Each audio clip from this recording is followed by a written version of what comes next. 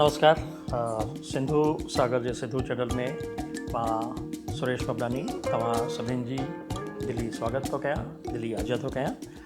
ख़ुशी जी ॻाल्हि आहे त असां सां गॾु दादा ईश्वर मोरवाणी साहिबु जेके राजस्थान शासन सचिवालय में सहायक सचिव हुआ ऐं राजस्थान सिंधी अकादमी में सेक्रेटरी जे रूप में कमु कयो अथनि ऐं हाणे भारतीय सिंधु सभा जे राजस्थान प्रदेश जा महामंत्री आहिनि। दादा तव्हांजी घणी घणी आज्ञा।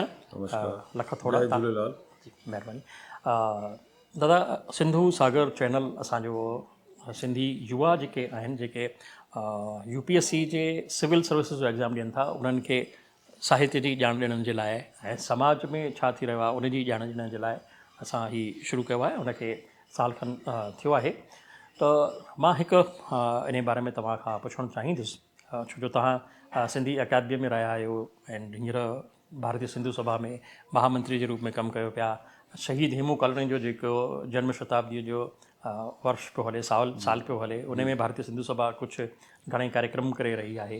त ताज़ो ई तव्हां हींअर हिकु यात्रा जेको आहे पूरे राजस्थान जी पूरी कई आहे, जंहिंमें राजस्थान जा पूरा सभु ज़िला जिते बि सिंधी रहनि था पिया, जिते सिंधी नथा रहनि पिया, उते बि हीअ यात्रा वई आहे। रुगो हेमू कालाणीअ जी जीवनी जी घर घर पहुचाइण लाइ प्रयास कयोसीं जी। तमामु सुठो प्रयास रहियो।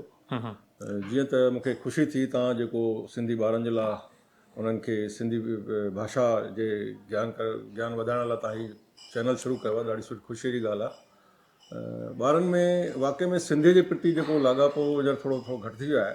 कुझु टाइम खां असां ॾिसूं पिया त असांजा ॿार सिंधी भाषा खे गर्व सां कोन पिया अपनाइनि।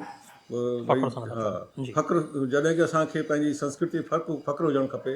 असांजी जेका संस्कृति ॾाढी पुराणी संस्कृति आहे ऐं ॾाढी गौरवमय संस्कृति आहे। हींअर जेको भारतीय सिंधु सभा हेमू कालाणी शताब्दी वर्ष मल्हायो, उहो बि इहो ई सोचे करे असां शुरूआति कई कि असांजे नौजवान पीढ़ी में असांजी संस्कृति जी जेका ॼाण मिले, असांजी संस्कृति लाइ उन्हनि खे पहचान थिए ऐं असांजा जेके सिंध में देश जी कुर्बानी लाइ जिन पंहिंजो तन मन धन सभु कुझु कुर्बान कयो, असांजा जेके वॾेरा बि सिंध में सभु कुझु हूंदे सिर्फ़ु धर्म खे बचाइण लाइ पाकिस्तान छॾे ऐं बेघर थी हेॾां होॾां वापसि पंहिंजो पाण खे बचाइण में लॻी विया। त अहिड़ी संस्कृति खे असांजा ॿार हीन भावना सां ॾिसनि था त इहो सुठो कोन पियो लॻो। त असां चयो पिए कि असांजा जेके महापुरुष जिन असांजे लाइ देश लाइ कुर्बानी कई उन्हनि जी ॼाण असां पंहिंजे नौजवान पीढ़ी खे ॾियूं। इहो सोचे करे ई असां हेमू कालाणी जो जन्म शताब्दी साल मल्हायो। हेमू कालाणी जो जन्म 23 मार्च 1923 में थियो हो त हींअर जेको 23 मार्च ते हुननि जो जनम ॾींहुं ईंदो उहो 100 साल जो जनम ॾींहुं आहे। त पिछले साल खां वठी असां हेमू कालाणी जो जन्म शताब्दी साल मल्हाए रहिया आहियूं। छो जो हेमू कालाणी नंढी उमिरि में 19.5 साल में हुनखे अंग्रेजनि फांसी ॾिनी, हुन देश लाइ पंहिंजी कुर्बानी ॾिनी। त 18-19 साल जो ॿार में देश जे प्रति जेको जज़्बो हो तमामु सुठो जज़्बो हो ऐं असां चाहियूं था असांजा नौजवान उन्हनि खे ॼाणनि। इहो सोचे करे ही जेको असां जन्म शताब्दी साल मल्हायो ऐं उन में घणेई कार्यक्रम थिया। जी, कहिड़ा कार्यक्रम थिया? असां जेके ॿारनि जा नौजवान जे लाइ बि काफ़ी प्रोग्राम कयासीं, हर वर्ग लाइ जी। बुजुर्गनि लाइ बि कार्यक्रम थिया, ॿारनि लाइ थिया, नौजवाननि लाइ थिया। ॿारनि जे लाइ असां रक्तदान शिविर बि आयोजन कया जॻह जॻह ते। असांजी जिते जिते बि इकाइयूं आहिनि हर जॻह ते हर साल पूरे सॼे साल में हर हफ़्ते जा कार्यक्रम, महीने जा कार्यक्रम थिया, नौजवाननि लाइ थिया, मातृशक्ति लाइ थिया। त हीअ जेको असां जन जागरण रथ यात्रा शुरू कई जेका महीनो खनि पहिरीं पूरे राजस्थान में 6000 किलोमीटर हली करे ऐं सभिनी जॻहियुनि ते हेमू कालाणी खे पहुचाइण जी कोशिशि कईसीं। हिन रथ यात्रा में असां न सिर्फ़ु सिंधी समाज खे बल्कि ॿियनि समाजनि खे बि इहो मैसेज ॾियण जी कोशिशि कई त हेमू कालाणी जे उन्हनि खे ॼाण मिले ऐं उनजो जेको कुर्बानी हुई उन खे सभिनी खे उहो सुञाणे सघनि। ऐं मूंखे ॿुधाईंदे ख़ुशी थी थिए त हिन जन जागरण रथ यात्रा में नौजवान पीढ़ी तमामु सुठे नमूने असांखे सहयोग ॾिनो ऐं तमामु सवले नमूने असांखे जिते बि असां वियासीं उत्साह सां ऐं उमंग सां हिन यात्रा में भाॻु वरितऊं, बहिरो वरितऊं ऐं जेको असां सोचियो पिए उन खां तमामु सुठो असांखे हिन जो रिजल्ट मिलियो। ऐं ॿारनि नौजवान जेके हुआ उन्हनि खे हेमू कालाणी जी पूरी ॼाण मिली, उनजी जीवनीअ जी उन्हनि खे ॼाण मिली ऐं उन्हनि बि गर्व महसूसु कयो कि असांजे नौजवान हेतिरो टाइम पहिरीं जॾहिं अंग्रेज हेतिरो क्रूरता कंदा हुआ, उन्हनि जो पूरे विश्व में लॻभॻि राज हूंदो हो, ऐं उन्हनि जे अॻियां उन नौजवान 18-19 साल जे ॿार अंग्रेजनि खे हिकु चुनौती ॾिनी। हिकु चुनौती ॾिनी। उहा असांजे नौजवाननि खे जॾहिं ख़बर पई त उन्हनि खे बि ॾाढो गर्व महसूसु थियो ऐं उन्हनि बि ख़ुशी सां असांखे पूरो साथ ॾिनो। ऐं मां ॿुधाईंदे ख़ुशी थी थिए त ॿियनि वर्गनि बि ॿिया समाज हुआ, उन्हनि बि हिनखे महसूसु कयो ऐं हिन ॻाल्हि जी ख़ुशी ज़ाहिर कई। असांजे जेको सिंधी समाज थोरी घणी हीनता महसूसु कंदो हो, त मां सम्झां थो हिन कार्यक्रम जे करे असांखे उहा हीनता दूरि थी ऐं असांजे ॿारनि में बि ऐं ॿिए समाजनि बि इहो सोचियो त भई सिंधियुनि देश लाइ बि कुझु कयो आहे ऐं उन्हनि खे इहा ख़बर पई। बराबरि, तव्हांजी मोरानी साहब बिल्कुलु सुठी ॻाल्हि आहे की असां हेमू कॉलोनी जे ज़रिए न रुॻो सिंधी युवाउनि ताईं पर गैर सिंधियुनि ताईं बि पहुचायो आहे कि सिंध में बि जेको आहे असांजो जेको नौजवान हो, चाहे कहिड़ी बि क़िस्म जा वापारी हुआ, किसान हुआ, उन्हनि बि पूरो जो पूरो सहयोग आज़ादीअ जे आंदोलन में ॾिनो आहे। चाहे 1942 जो हुजे, 1919 जो हुजे या 1857 जी जेका पहिरियों संग्राम आहे, उन में सिंधियुनि वधी करे पंहिंजो जेको आहे भाङो कयो आहे। असांजी जेका संस्कृति आहे, असांजी जेका सकाफ़त आहे कि असीं हथ खोले करे दान कंदा आहियूं। त सिंध में कहिड़ो बि आंदोलन हलियो हुजे जेको आहे आज़ादीअ जे लाइ, उन में सिंधियुनि दिलि खोले करे जेको आहे दिलि खोले करे दान भाग वरितो आहे। उहो असां अॼु बि कयूं पिया। कहिड़ो बि आंदोलन हुजे, कहिड़ो बि कार्यक्रम हुजे। कारण हो कि अंग्रेजनि जॾहिं देश जो विभाजन थियो आज़ादी, त असांखे सिंधियुनि खे पंहिंजो मुल्क कोन ॾिनो ऐं सिंध पूरी पाकिस्तान में मिलाए छॾियूं।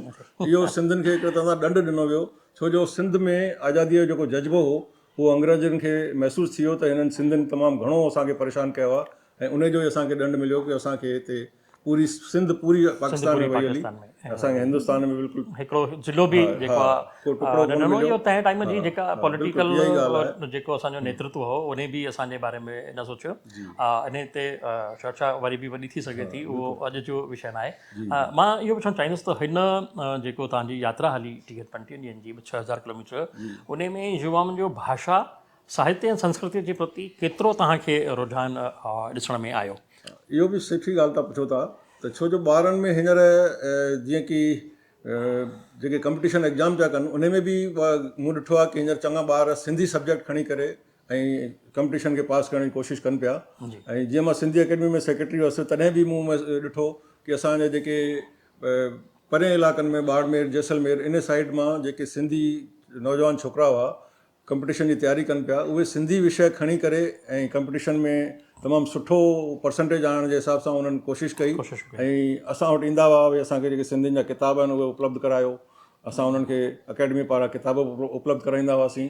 ऐं ॾाढी ख़ुशीअ जी ॻाल्हि आहे कि सिंधी सब्जेक्ट में हुननि जो ॾाढो सुठो आहे, मतिलबु इंट्रस्ट आहे। ऐं ॿार हींअर पहिरीं जेको 15-20 साल पहिरीं ॿार सिंधीअ खां परे भॼंदा हुआ, हाणे सिंधीअ पासे हुननि जो लाॻापो वधे पियो ऐं हू तमामु सुठी कोशिशि करे ऐं अॻियां अचण जी कोशिशि कनि पिया। मूंखे ॾाढो हिन सिंधियत जो आईंदो ॾाढो सुठो लॻे पियो, तमामु सुठी ॻाल्हि आहे। बिल्कुलु, मां तव्हांखे ॿी ख़ुशीअ जी ख़बर ॿुधाईंदुसि त मूंसां गॾु राहुल सचवानी आहिनि। ही साइंस मां ग्रेजुएट आहिनि, BSc कयल आहिनि, सुठी परसेंटेज, माना गोल्ड मेडलिस्ट जेकॾहिं मां चवां त का वॾी ॻाल्हि न थींदी। ऐं हाणे हुनजो रुझान जेको आहे सिंधीअ तरफ़ आयो आहे। हुन MA प्रीवियस पास कयो आहे ऐं MA फाइनल करे रहियो आहे। ॿी हिकिड़ी ख़ुशी जी ॻाल्हि तव्हांखे ॿुधाईंदुसि त हिकिड़ो असांजो दोस्त आहे प्रकाश तेजवानी, उन एरोनॉटिकल इंजीनियरिंग में BTech कई आहे ऐं उन खां पोइ हूअ हाणे सिंधीअ जी तरफ़ मुड़ियो आहे। हुन MA कई आहे, MA फाइनल कयो अथई एंड 60% खां वधीक मार्कूं खयूं अथई। ऐं वॾी ॻाल्हि त उहो NET एंड जेको GRF आहे, सिंधी भाषा जो हाणे जेको आईंदो आहे, उहो असांखे उजारो ॾिसणु थो। अंधेरे मां हाणे असीं उजाले जी तरफ़ हली रहिया आहियूं। राहुल जी, तव्हां कुझु पुछणु चाहींदा? ईश्वर तव्हांजे सवाल में मां ऐड कंदुसि, पर मां माफ़ी चाहींदुसि। पहिरीं मां हिकिड़ी अंदरूनी ॻाल्हि जेका असां ॿारनि जी आहे उहा तव्हां खां शेयर कंदुसि। जी, मां जॾहिं UPSC प्रिपरेशन लाइ शुरू कयो पंहिंजो सफ़र, त ऑप्शनल सब्जेक्ट चुनण जी जेॾी महिल बारी आई, त दिमाग़ में इहो हूंदो आहे कि ॿिया जाम सब्जेक्ट थिया आहिनि, हूअं ई पढ़ंदा ई आहिनि, जनरल साइंस आहे या बाक़ी सब्जेक्ट्स आहिनि, त अहिड़ो को सब्जेक्ट चुनिजे जिते बसि निकिरी वञे फटाफट, सुठा मार्कूं बची वञनि। त उन हिकु वीचार सां ईंदे ईंदे सिंधी जॾहिं सिलेबस ॾिठोसीं त चयोसीं यार, हिकु ॾाढो नंढो आहे, हीउ फटाफट थी वेंदो, त इहो था खणी करे अॻियां वधूं। त उते आयासीं अंदरि, पर मां जॾहिं शाह सचल स्वामी पढ़ियो, नारायण शाम पढ़ियो, त मुंहिंजो दिमाग़ ई घुमी वियो। मां चयो की ही सिंधी में ई आहे। हा मां मम्मी खे वञी ॿुधायां, मम्मी ही किताब तव्हां त कॾहिं ॿुधायो ई कान, हीअं स्वामीअ हीअं लिखियो आहे। त जॾहिं मम्मी खे ॿुधायमि की सिंधीअ में ॿुधायां ऐं वेदनि जी वाणी, मम्मी हैरान थी वई, चई मूंखे बि कोन्हे पतो। सही था चओ तव्हां, इहा ॼाण पंहिंजे पीढ़ी खे अञा ताणी कोन्हे। सिंधीअ में ॾाढो सुठो असां वटि साहित्य बि आहे, खजानो आहे पूरो। ॾाढो खजानो आहे। इहा हिकिड़ी विरासत असांखे वॾनि जी आहे जेका की असां संभाले ऐं अॻियां वधायूं। हिकिड़ी इहो आहे की भई हिन में थोरी लिपीअ जो जेको आहे, अॼुकल्ह नौजवान पीढ़ी पंहिंजी अरबी लिपि अञा कोन थी सम्झी सघे, त इन खे असां अकेडमी में जॾहिं मां वियुसि त इहो सोचियो पिए त जेके इहो पंहिंजो किताब सुठो आहिनि, साहित्य आहे पुराणो, इन खे पाण देवनागरी में बि ट्रांसलेट करायूं। कुझु त थी चुका आहिनि ऐं कुझु अञा असां प्रयास कयूं पिया, ऐं सरकार खे बि असां या संस्थाउनि खे इहो निवेदन कंदासीं त भई इन में सभिनी ताईं जेका इहो पंहिंजो साहित्य पहुचे, इन लाइ इन खे थोरो लिपियांतरण करे देवनागरी में बि करायूं त सुठो रहंदो। बिल्कुलु, उन लाइ कोशिशि हली रहियूं आहिनि। मां तव्हांखे ॼाण ॾींदुसि त जॾहिं मां national council for promotion of Sindhi language में मेंबर हुउसि एंड पब्लिकेशन कमिटीअ जो हेड हुउसि, त उते MA जेका असांजी महर्षि दयानंद सरस्वती विश्वविद्यालय में आहे, उनजा सभु किताब देवनागरी में लिपियांतरित कया आहिनि। उहे अॼु नेशनल काउंसिल में आहिनि, ॿार उतां वठी सघनि था पिया। इहो ई न, पर बॉम्बे जी यूनिवर्सिटी जा बि मां उते पास करे आयो हुउसि। उहे हाणे जल्दी प्रकाशित थियण वारा आहिनि। हाणे असांखे पूरा किताब जेके आहिनि देवनागरी में आहिनि, ॿार आराम सां उहे नेशनल काउंसिल खां घुराए करे पढ़ी साल सघनि ॿिनि खां इहा सहूलियत थी वई आहे एनसीपीएसएल जे माध्यम सां कि ॿारनि खे इहो उपलब्ध थी वियो आहे हींअर कोर्स जी जेको किताब आहिनि, त तमामु सुठी ॻाल्हि आहे। ऐं इन सां मां सम्झां थो ॿारनि खे तमामु सुठो मदद मिलंदी, अॻियां ॿार वधी सघंदा। बिल्कुलु। त साईं मुंहिंजो सवाल, इहो माफ़ी चाहींदुसि विच में त ॻाल्हायां, सवाल मुंहिंजो इहो हो कि खणी भली मां वीचार उहो आयो हुअसि कि न नंढो सिलेबस आहे, या जीअं हिकु अंदरि ईअं न कि सिंधी आहे, मां तव्हांखे कॉपी चेक करण वारो मास्टर सिंधी हुजे त सुठा मार्कूं। इहा बि ॻाल्हि आहे, सही था चओ तव्हां। छो जो पाण खे सिंधी ॻाल्हाइण में जॾहिं पाण ॻाल्हाए सघूं था त सम्झण में दिक़त ईंदी कोन्हे। ॿी का भाषा वरी पाण खे सम्झण लाइ ॾुखी लॻंदी, हीअ तमामु सुठी सम्झी सघूं था। ऐं तव्हांजो इहो बि सोच सही आहे कि भई जेको कापी जांचण वारा आहिनि उहे बि असांजा सिंधी भाउर हूंदा, त इन जो फ़ाइदो मिलंदो तॾहिं मिलंदो जॾहिं तव्हां महिनत कंदा। बिना महिनत जे न मिलंदो। बिल्कुलु महिनत करणी पवंदी। बिना महिनत जे न, ईअं ख़ाली कापी छॾे ईंदासीं, 4 लाइनूं लिखी त असांखे नंबर मिलंदा न। महिनत करणी पवंदी ऐं महिनत करण बि घुरिजे। बिना महिनत जे असांखे कुझु बि न मिलंदो आहे। न सुठी ॻाल्हि आहे। त साईं सवाल हिन जे पुठियां इहो, अञा ताईं मुंहिंजो सवाल ई अच्छा अचो सवाल ते अचो था। मुंहिंजो सवाल इहो आहे कि जेका मां ॾिसां थो, जेका मुंहिंजी जनरेशन आहे जी, उहा कंहिं न कंहिं स्वार्थ खे खणी लैंग्वेज ताईं अचे थी, अप्रोच थी करे। त जीअं मूंखे मिठास पोइ मिलियो ॿोलीअ जो, त अहिड़ा क्या ॿिया तरीक़ा आहिनि जीअं तव्हां हुते रहिया आहियो राजस्थान सिंधी अकादमी में, त अहिड़ा अकादमी छा पई करे कि जेके असां जहिड़ा नौजवान आहिनि उन्हनि में हू सिंधी और मिठास अचे। ऐं जीअं हीअं शताब्दी यात्रा निकिती, त ईअं न कि उनजो इम्पैक्ट ॾाढो शॉर्ट हुजे, लॉन्ग लास्टिंग इम्पैक्ट कीअं क्रिएट थिए, या अकादमी छा पई करे, या ॿिया कहिड़ा अहिड़ा रस्ता आहिनि कि हू सिंधी जेका आहे घर घर में वापसि हुन तरह सां अची वञे। इहा ॻाल्हि जीअं तव्हां शुरू में चयो त भई मां पहिरीं जीअं शुरूआति कई, ऐं जॾहिं मूं इहो ॾिठो कि भई असांजो जेको हीउ साहित्य आहे उन में वैद ऐं सभु कुझु असांजे सिंधी भाषा में आहिनि, त तव्हांखे ख़ुशी थी, ऐं तव्हां ॾाढो सुठो लॻो तव्हांखे। तीअं ई जेको थोरो सो पेर वधाए करे अॻियां वधे थो सिंधी पढ़ण जे हिसाब सां, या असांजे साहित्य खे ॾिसे थो, त उनखे ख़ुदि खे पोइ धीरे धीरे महसूसु थो थिए, ऐं उहो पाणे इंट्रस्ट हुनजो जागे थो। छो जो असांजो जेको साहित्य आहे तमामु सुठो साहित्य आहे, एतिरो प्रचुर आहे कि तव्हां जेको चाहींदा उन में तव्हांखे सभु कुझु मिली सघंदो आहे। ऐं जीअं जीअं तव्हां अॻियां वधंदा तव्हांखे ॿियो इंट्रस्ट ईंदो वेंदो। असांजे जेके साह सचल ऐं जेके असांजा वॾा साहित्यकार आहिनि, उन्हनि जो जेको तव्हां साहित्य पढ़ंदव न, पाण खां पाणे तव्हांजो मनु चाहींदो कि असां अञा पढ़ूं, ऐं जेको बि हिन में अॻियां वधे थो वधे ई वधे पियो। हिन में सुठी ॻाल्हि आहे, ॿियनि खे बि इंट्रस्ट ईंदो। तव्हां जीअं ॿुधायो भई मां मुंहिंजी मदर खे ॿुधायो, त उनखे बि ख़बर कोन हुई। इहा सही ॻाल्हि आहे, छो जो असांजी इहा जेको लिपि आहे, अरबी लिपि आहे, हींअर अरबी पढ़ण वारा ॾाढा घटि वञी रहिया आहिनि। त जेकॾहिं देवनागरी में सभिनी जे अॻियां इहो साहित्य ईंदो, थोरी सरल भाषा में उनखे अॻियां थोरो ट्रांसलेट करे ईंदासीं, त सभिनी खे ॼाण मिलंदी, त माण्हू अॻियां ईंदा ऐं उन्हनि खे सुठो लॻंदो। सही ॻाल्हि आहे तव्हांजो। बिल्कुलु। राहुल, मां हिकु ॻाल्हि चवणु चाहींदुसि तव्हांजे सुवाल जे जवाब में, कि असीं चवंदा आहियूं सिंधी असांजी मातृभाषा आहे, यानी माउ जी ॿोली आहे। त माउ कॾहिं बि कोन चाहींदी आहे त मुंहिंजा ॿार जेके आहे उहे वेगाणा थी करे घुमनि। उहा चाहींदी आहे कि मुंहिंजो पुटु जेको आहे राजा थियणु घुरिजे, मुंहिंजी धीअ जेका उहा राणी थियणु घुरिजे। केॾी महिल बि असीं चाहे उन्हनि जी जेॾी महिल बि आसीस ॾींदी आहे माउ, त उहा अहिड़े ई तरीक़े जी आसीस ॾींदी आहे कि जीअंदो रहो, सदाईं ख़ुशि रहो, यशस्वी भव। हीअ अहिड़े तरीक़े जा आशीर्वाद जेका आहे, त इहे ॿोली जेका आहे उहा असांजी माउ आहे, त उहा माउ कॾहिं बि पंहिंजे ॿारनि खे बददुआ कोन ॾींदी, उहा आशीष ई ॾींदी। बसि तव्हां हिकु भेरो झुको त सही, हा थोरो अॻियां वधो, माउ जे पाण खां साम्हूं पाण झुकणो ॻाल्हायो। पवंदो, पेरे पवणो पवंदो, त उहो मेठास बि मिलंदो, उहा आशीर्वाद बि मिलंदी, ऐं उन आशीर्वाद सां नंढे में नंढो ॿार बि वॾो थी करे हिकु ओज ते रसी सघे थो, हिकु उहिदे ते रसी सघे थो पियो। जीअं मां शुरूआति वारनि वीडियोज़ में बि चयो आहे कि असांजी माउ असांखे चवंदी आहे कि तूं राजा बेटा थी, राणी बेटी थी, त असीं राजा ऐं राणी कीअं था थी सघूं? UPSC जो सिविल सर्विस जो एग्ज़ाम पास करे। त असांजा राजा अॼुकल्ह IAS ऐं ICS ई आहिनि, उहे असां गॾु थी सघनि था पिया। त असांखे राजा ऐं राणी थियणो आहे, त कम फॉरवर्ड। बिल्कुलु एंड हिन में असांखे घणेई संस्थाऊं अॻियां वधी करे असांखे मदद करण लाइ अॻियां अची वियूं आहिनि।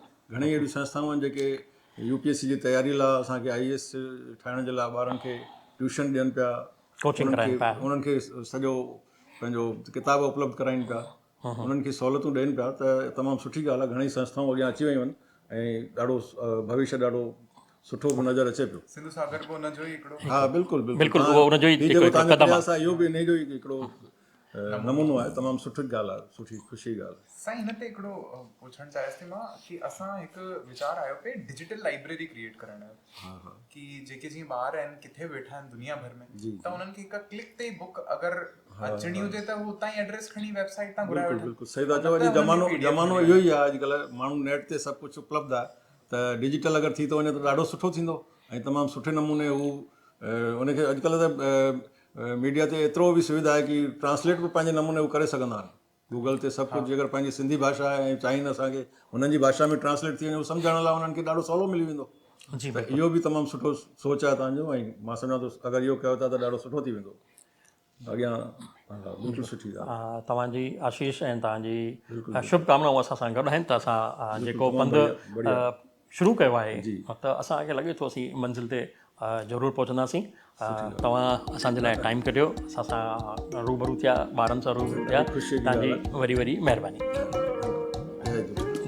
साईं मां में चवंदुसि कि सफ़र एतिरो सुंदर आहे, मंज़िल परवाही। वाह।